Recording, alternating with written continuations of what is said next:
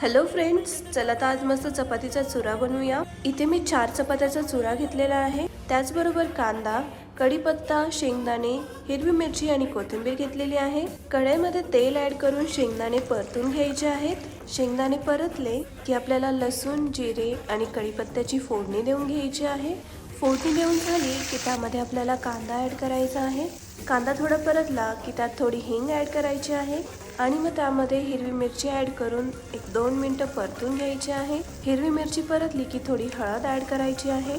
चपातीचा चुरा, शेंगदाणे आणि चवीनुसार मीठ ऍड करून सर्व मिक्स करून घ्यायचं आहे।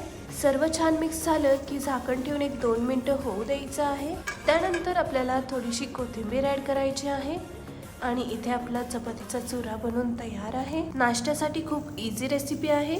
तुम्हाला ही रेसिपी कशी वाटली हे मला नक्की कळवा आणि माझ्या चॅनलला नक्की सबस्क्राईब करा। Thank you for watching.